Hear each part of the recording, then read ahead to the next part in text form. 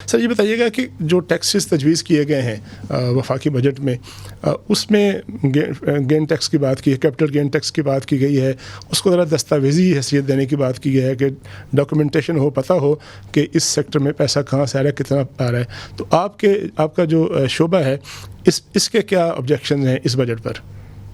جس طرح سے آپ نے کہا کہ ریئل اسٹیٹ سیکٹر یا ڈیولپر سیکٹر ہمارا اس ٹائم کافی ایک اضطراب کا شکار ہے، اس کی وجہ یہ ہے کہ آپ نے دیکھا کہ ایک دم اتنے زیادہ ٹیکسز آ گئے ڈیولپر سیکٹر کے اوپر کہ جو ہمارا کلائنٹ تھا، جو کسٹمر تھا، وہ ایک دم سیم کے رہ گیا. بیسیکلی انہوں نے جو ہے نا ایک دم انویسٹمنٹس کو روک دیا. آپ دیکھیں گے پچھلے آلموسٹ 1.5-2 سال کے اندر ہمارا ریئل اسٹیٹ سیکٹر تقریباً بالکل بیٹھ گیا ہے.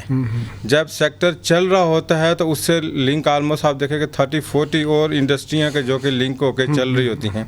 جب سیکٹر بیٹھ گیا تو آپ کا ساری ایک مارکیٹ بیٹھ گئی ہے اس ٹائم. اور اس ٹائم آپ دیکھیں کہ ریئل اسٹیٹ کی جتنی بھی پراپرٹیز ہیں وہ ابھی بالکل ان کی بائنگ سیلنگ رک چکی ہے. لوگوں نے انسٹیڈ آف کیا کیا کہ جو کسی کے پاس اگر تھوڑا بہت پیسہ تھا تو انہوں نے بینکس کے اندر رکھ لیا، اور بینکس کے اندر رکھ کے لوگوں نے انٹرسٹ لینا شروع کر دیا. بزنس ہے، اتنا بڑا بزنس ہے اور اس سے لوگ پیسے کماتے ہیں، تو ٹیکس دینے کے لیے تیار کیوں نہیں ہے؟ جو ڈیولپرز ہیں یا جو بڑے بڑے ریل اسٹیٹ جو ہیں وہ ٹائکونز ہیں، کیوں تیار نہیں ہیں ٹیکس دینے کے لیے؟ نہیں، میرا خیال ہے کہ بہت جو کہ جینیون بزنس مین ہیں، جو جینیون ریئل اسٹیٹ انویسٹر ہیں، وہ ٹیکس دیتے ہیں اور ٹیکس دینے سے کوئی گھبراتا نہیں ہے. میرا خیال ہے کہ لوگ خوشی سے ٹیکس دیتے ہیں جو کہ جینیون بزنس مین ہیں.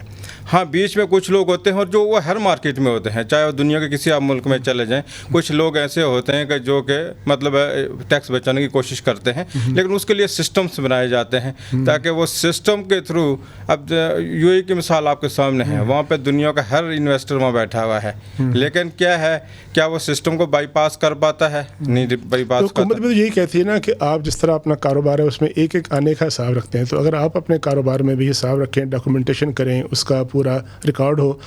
شکایت یہ ہے کہ ایک بڑی سیریس شکایت یہ ہوتی ہے کہ یہ جو سیکٹر ہے ریئل اسٹیٹ ہے، اس میں بعض کا بلیک منی انویسٹ ہوتی ہے جس کی وجہ سے ملک کو نقصان ہوتا ہے.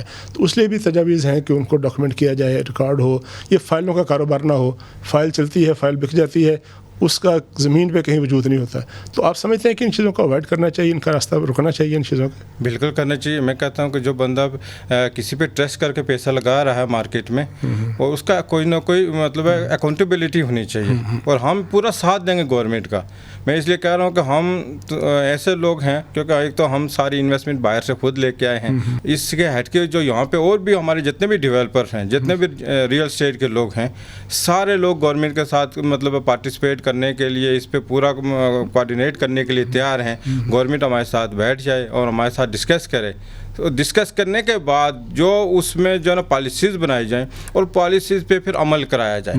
ہم اس پہ پورا ان کا ساتھ دینے کے لیے تیار ہیں. یہ تو ہم چاہتے ہیں کہ ساری چیزیں ڈاکومنٹڈ ہوں، تاکہ اس میں ہر بندہ، چاہے اگر کوئی ایسا کالی بھیڑ ہے تو وہ ایکسپوز ہو جائے کہ جو کہ مطلب اگر ٹیکس چھپا رہی ہے یا کچھ اور ملک کو نقصان پہنچا رہی ہے، وہ ایکسپوز ہو جائے. لیکن کسی ایک کی غلطی پہ پوری مطلب آپ دیکھنا پوری ریئل اسٹیٹ سیکٹر کو ہمیں نہیں کر دینا چاہیے. یہ دعویٰ ہے کہ وہ سرمایہ کاری کے لیے بڑے اقدامات کر رہی ہیں. 100 دن گزر گئے نئی حکومت کو بنے. آپ ایک بزنس مین کے طور پر سمجھتے ہیں کہ اب تک جو اقدامات کیے ہیں، SIFC کے تحت اقدامات کیے ہیں، ایک بڑی باڈی بنا دی جس میں اسٹیبلشمنٹ بھی ہے، جس میں سیاستدان بھی ہیں، حکومت بھی ہے. SIFC کے پلیٹ فارم پہ آپ سمجھتے ہیں کہ یہ جو سرمایہ کاری ہے غیر ملکی اور اندرونی، یہ آگے بڑھ سکتی ہے؟ ایک تو میں وزیر اعظم صاحب اور آرمی چیف صاحب کا شکریہ ادا کرتا ہوں کہ انہوں نے ایک اس طرح کا پلیٹ فارم بنایا. بہت اچھا پلیٹ فارم ہے. ہم جب سے یہ پلیٹ فارم بنا ہم نے اس کو اپریشیٹ کیا، اور ہم نے یہ بھی کہا ساتھ میں کہ جہاں اس پلیٹ فارم کو بزنس کمیونٹی کی ضرورت ہوگی، بزنس کمیونٹی اس کے ساتھ کھڑی ہوگی، اور جہاں پہ وہ ہم سے کوئی سجیشنس مانگیں گے ہم اپنی سجیشنس بھی دیں گے، اور انشاءاللہ اس کو جو ان کی ریکوائرمنٹ ہوگی اس میں ہم پورا ساتھ دیں گے. یہ بہت اچھا اسٹیپ ہے، لیکن اس اسٹیپ کے اندر بہت زیادہ چیزوں کو ابھی امپروو کرنے کی ضرورت ہے.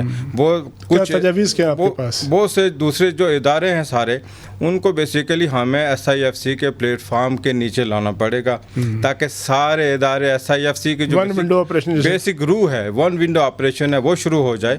وہ اگر شروع ہو جائے گا تو آپ کا جو ملک کا اندر بھی انویسٹر بیٹھا ہے وہ بھی مطلب کمفرٹیبلی انویسٹمنٹ کرے گا، بزنس کرے گا، اور باہر سے بھی لوگوں کو ایک کمفرٹ ملے گی، اور وہ بھی انشاءاللہ آ کے ہمارے ملک کے اندر انویسٹمنٹ کریں گے. جس طرح کل پرائم منسٹر نے خطاب کیا اپنے حکومت کے 100 دن مکمل ہونے کے بعد, انہوں نے 2-3 بڑی باتیں اہم کی ہیں. انہوں نے کہا کہ ہم نجکاری کریں گے, جو سرکاری محکمے ہیں ان کا سائز کم کریں گے, جو پروونشل اور نیشنل محکمے ہیں ان میں سے کسی ایک جگہ پہ رہے گا, اور سب سے بڑی بات یہ ہے کہ IMF ہم آخری دفعہ جائیں گے, اس کے بعد IMF نہیں جائیں گے. ایک بزنس مین کے طور پر جو آپ فیلڈ میں آپ سمجھتے ہیں کہ پاکستان کے لیے ممکن ہے کہ آج 2 سال بعد 4 سال بعد IMF سے ہمیشہ کے لیے جان چھڑا لے, اور اس کے لیے کنٹریبیوشن کیا آپ کا, آپ کی کمیونٹی کا؟ دیکھیں IMF سے جان چھوٹے, جتنا جلدی جان چھوٹے, یہ ہم سب کی خواہش بھی ہے اور ہم سب اس پہ پورا ساتھ دینے کے لیے بھی تیار ہیں. بزنس کمیونٹی, ہم نے پہلے بھی کہا کہ بزنس کمیونٹی گورنمنٹ کے ساتھ کھڑی ہے, اور جہاں جہاں ان کو ضرورت ہوگی ہم ان کے ساتھ کھڑے رہیں گے. جہاں تک انویسٹمنٹ کا تعلق ہے, دیکھیں باہر سے لوگ آنے کے لیے تیار ہیں. ہماری اپنی آلموسٹ 150 بلین کی ہماری اپنی انویسٹمنٹ پائپ لائن میں ہے. انشاءاللہ ہمارا اپنا ایک ہوٹل 5 اسٹار ہوٹل اوپن ہونے والا ہے, جو کہ انشاءاللہ اگست میں اس کی اوپننگ کریں گے. وہ انشاءاللہ پاکستان کے لیے ایک انشاءاللہ تحفہ ہوگا. تو ابھی باہر سے انویسٹمنٹ لانے کے لیے ہمیں تھوڑا سا ماحول بہتر کرنے کی ضرورت ہے. ہمیں اپنے جو ملک کا انوائرمنٹ ہے اس کو تھوڑا سا چینج کرنے کی ضرورت ہے.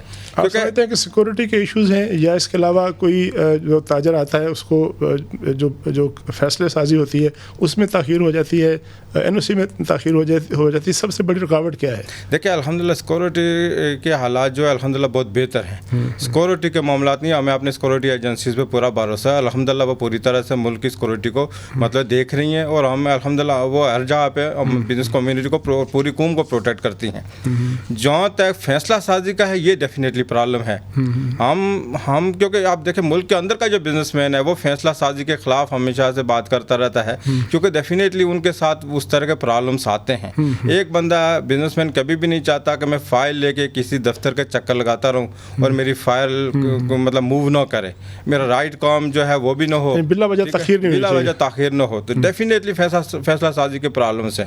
باہر کے جو لوگ ہیں ان کو اس طرح کی شکایت ہے کہ بھائی ہم پاکستان آئیں گے تو ہم کورٹس کے چکر, ہم مطلب مختلف دفاتر کے چکر, یہاں آپ کو بلا وجہ لوگ آپ کے خلاف مطلب کمپلینس کر دیتے ہیں, لوگوں کو بلا وجہ تنگ کرنا شروع کر دیتے ہیں. یہ ساری چیزیں ختم ہونی چاہیے.